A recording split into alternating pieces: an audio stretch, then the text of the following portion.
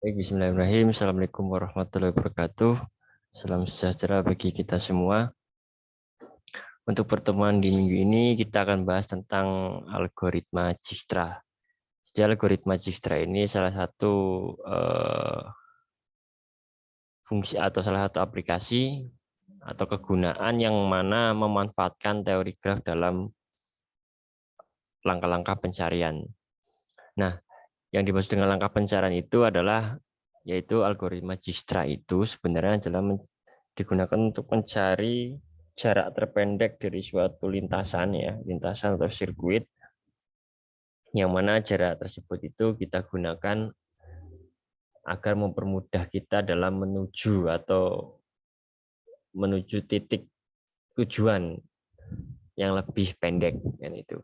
Jadi misalkan ada beberapa jalur, kita pakai jalur yang terpendek. Nah, itu kita menggunakan algoritma Dijkstra salah satunya. Nah, sebenarnya banyak algoritma-algoritma lain. Itu akan kita bahas setelah nanti di pertemuan algoritma Dijkstra. Misalkan seperti algoritma prime, TPS, dan lain sebagainya nanti ada. Nah, itu. Langsung saja, jadi algoritma Dijkstra itu adalah sebuah algoritma untuk menyelesaikan permasalahan lintasan terpendek pada graf dengan bobot pada sisi-sisi yang bersifat positif. Nah, di sini kita bisa garis bawahi bahwasannya pada algoritma Dijkstra itu kita butuhkan adalah yang mana graf berbobot. Apa itu graf berbobot? Graf berbobot itu adalah graf yang mempunyai nilai. Misalkan ini A, ini B, titik A, titik B, titik C. Nah, titik A, titik B-nya. A ke B punya jarak 5. A ke C punya jarak 4. Misalkan ini B ke C punya jarak 2. Nah, ini dimaksud dengan bobot. Punya nilai. Nah, itu adalah yang dimaksud dengan jarak pada graf mempunyai bobot. Nah, yang mana pada sisi-sisinya bersifat positif. Artinya bersifat positif di sini adalah pada algoritma Dijkstra ini hanya dibolehkan melewati satu titik satu kali. Jadi tidak boleh balik. Misalkan dari A ke B, ya, dari A ke B, ini A ke B, nggak boleh lagi dari balik lagi ke B ke C, nggak boleh. Sorry, dari A ke B nggak boleh balik dari B ke A, itu nggak boleh. Artinya hanya melewati satu titik. Yang mana langkah-langkah tersebut digunakan untuk mencari lintasan terpendek. Ya, jadi syarat-syarat ini itu pada algoritma Dijkstra itu digunakan untuk mencari lintasan yang paling pendek. Itu ya. Oke, kita next. Ini langkah-langkahnya adalah ini langkah-langkahnya. Buat tabel algoritma Dijkstra ini, buat tabel dengan kolom sebagai tempat nilai atau jarak dari simpul, sedangkan baris sebagai posisi simpul. Yang kedua, pilihlah simpul awal atau titik awal dari simpul tujuan, misalkan dari berapakah jarak antara A ke F. Nah, simpul awalnya adalah A. Nah, maksudnya yang dimaksud dengan pilih simpul awal dan simpul tujuan. Simpul tujuan tadi apa? F. Nah, itu. Yang ketiga, hitungan nilai atau jarak beberapa simpul tujuan yang dipilih. Misalkan dari A ke F itu tadi, nanti A itu untuk menuju F melewati titik apa saja. Nanti kita hitung nilainya. Yang kelima, yang keempat, jika semua simpul setelah diuji atau setelah dilewati, maka pilih nilai atau jarak yang paling kecil. Misalkan dari A ke F tujuannya. A itu melewati B, B ke C, C ke E, dan lain sebagainya. Nah, setelah dihitung semua, setelah diuji, maka lihat nilai yang terpendek. Yang berikutnya, simpul yang dipilih menjadi simpul acuan untuk tahap selanjutnya. Terus berulang dari nomor 2 sampai ditemukan nilai yang terpendek. Nah, ini langkah-langkah algoritma Dijkstra. Nah, nanti kita tidak menggunakan langkah ini. Lah kok bisa, Pak? Nah, jadi kita nanti tetap kita acuannya langkah ini cuma dengan cara kita. Artinya menyadur dari langkah-langkah yang ada tanpa mengurangi makna. Kalau ini kan bahasa teks ya. Kita bahasakan dengan bahasa kita sendiri, tapi menyatu dari bahasa teks ini tanpa mengurangi makna. Ya, contoh ini. Contoh, misalkan ini adalah suatu lintasan ya. Ini lintasan ini saya ganti aja ya huruf ya, ini A, ini B, ya biar jangan angka. Ini C, ini D, ini E, ya ini F. Nah, pertanyaannya adalah tentukan nih jarak terpendek yang mungkin terjadi dari A ke F. Ya, dari A ke F. A ke F. Nah, berapa gitu. Langkah-langkahnya adalah kalau tadi kan langkah yang secara teoritis kita sadur, kita tulis semua jarak yang mungkin dari A ke F. Ya, kita tulis semua jarak yang mungkin dari A ke F. Kita mulai dari titik simpul A dan tujuan F. Yang mungkin apa? Yang mungkin terjadi dari A ke F. Berarti kan A, dari A itu kita lihat A itu kemana aja. Oh, ke B sama ke C. Kita pilih dulu. Misalkan ke B. Misalkan. Dari B ini mungkin kemana aja. Ke D sama ke E. Misal kita pilih D dulu. Ya, D. Baru dari D ke F. Ini kemungkinan yang pertama. Kemungkinan yang kedua. Dari A ke B. Ya, dari A ke B. Tadi kan B masih punya cabang kan. Nah, masih punya cabang. Tadi kan kalau B ke D sudah. Yang ini B ke E. B ke E. Dari E ke F. Itu. Yang ketiga. Dari A ke C. A ke C. Ya, dari A ke C. C ke E. Ke E. Dari E ke F. Nah, setelah kita tulis semua kemungkinan yang terjadi untuk menuju F, kita lihat bobotnya. Bobotnya, misalnya A ke B bobotnya berapa? 4. B ke D bobotnya 3. D ke F bobotnya 2. Kita jumlahkan. Totalnya adalah 9. Nah, A ke B sekarang. A ke B bobotnya 4. B ke E bobotnya 2. Ini loh, B ke E bobotnya 2 ini. E ke F bobotnya 2. Total ada berapa ini? 8. Ini 2 ya. Ini 2. A ke C. Sekarang A ke C bobotnya 3. C ke E bobotnya 3. E ke F bobotnya 2. Maka total juga ada 8. Nah, jadi jarak yang terpendek yang mungkin bisa kita lewati untuk menuju dari titik awal A ke F itu adalah jarak terpendek berapa? Adalah 8.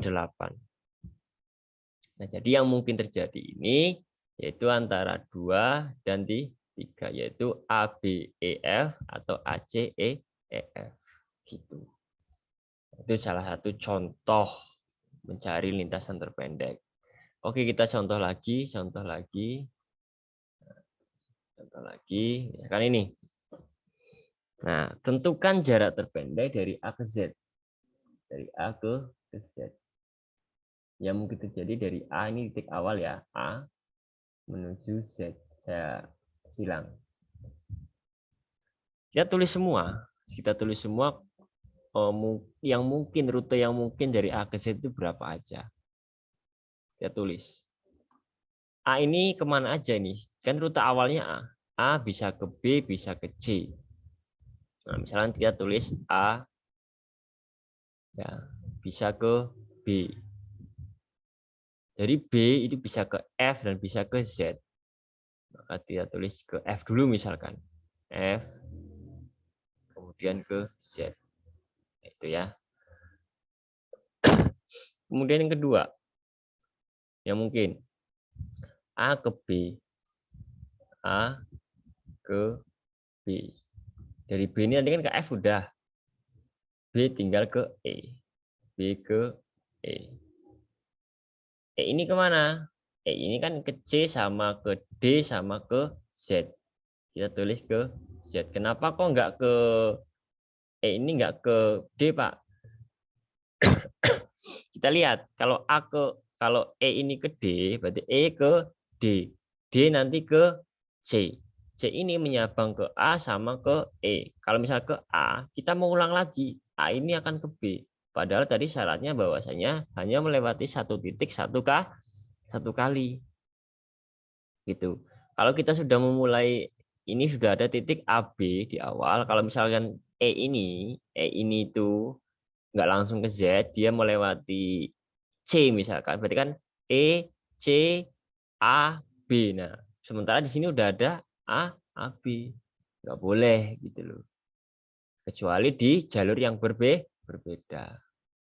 Nah, oke, mungkin yang ketiga ya. Karena di A, B, F, Z, A, B, E, Z. Gitu kan ya. Sekarang A ini ke C, berarti ini A ke C. Jadi C itu bisa ke E, bisa ke D. A, C ke E misalkan. E, kemudian E ini bisa ke B, bisa ke Z misalkan. Ke Z dulu. Nah, yang keempat, dari A ke C, ya. Dari C ini ke D misalkan. D, ya. Dari D ke E, dari E ke Z. Nah itu Pak, boleh Pak. Ya ini kan jalur yang berbeda. Jalur yang berbeda. Di sini kan nggak ada kesamaan tuh. A ke C, D, E, Z. Nggak ada kesamaan. Kecuali di sini ada A ke C, ada lagi di sini A, C. Itu nggak boleh. Yang kelima, kemungkinan kelima yang mungkin terjadi, yaitu misalkan A ke C ke D tadi ya. Ke E ke Z. Nah, yang belum itu A, C, E, B kan. Jadi ini A ke C, dari C ke E. Dari E ke B belum kan? B, dari B ke F, dari F ke Z. Nah, itu. Ada lagi nggak Pak? Ada. Yang mana? A, C, D, A, C, D, E. A, C, D, E. Nah, E ini kan tadi ke B.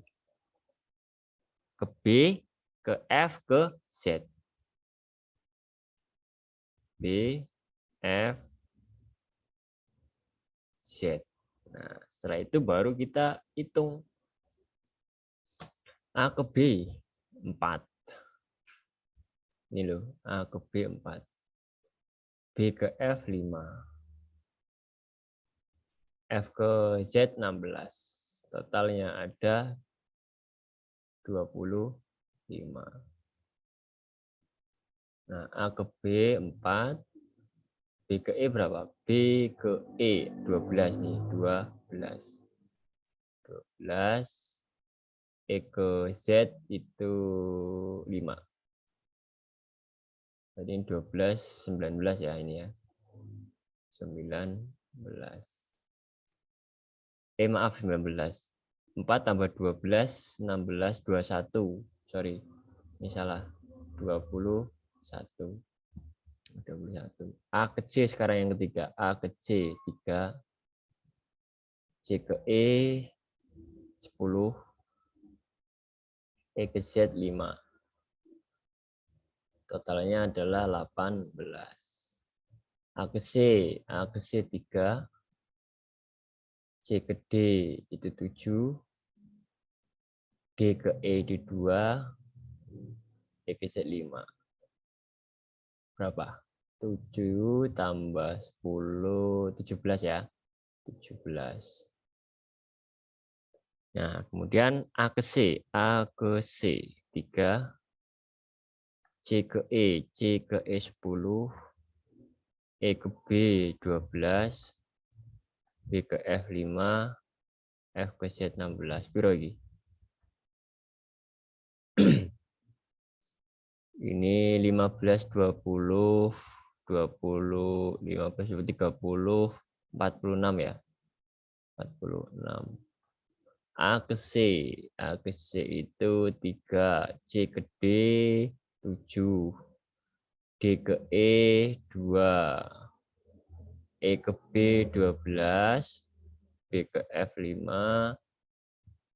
16. Totalnya ada berapa? 10, 12, tambah 2, 24, 29, 29, 30, 45 ya. 45. Nah, kita lihat jarak yang terpendek mana. Ternyata jarak yang terpendek adalah ini.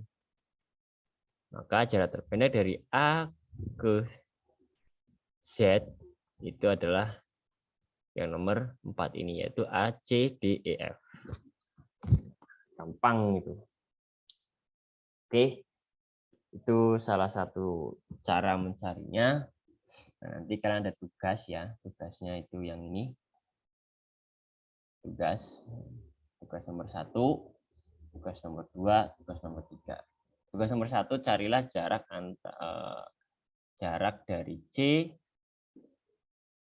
ke E.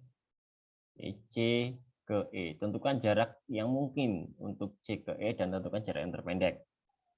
Itu soal nomor 1. Soal nomor 2, tentukan jarak terpendek dari A ke H. Ya, A ke H. Ini A ke H. Jarak terpendek dari A ke H.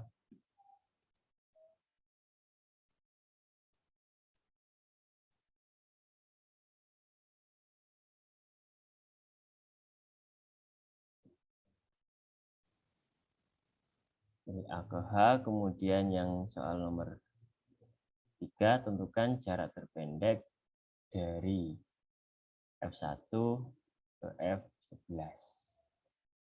Ya, nanti kalian tulis hasil kerjaan kalian di kertas folio, kemudian dijadikan PDF dan dikumpulkan pada folder yang setelah disediakan.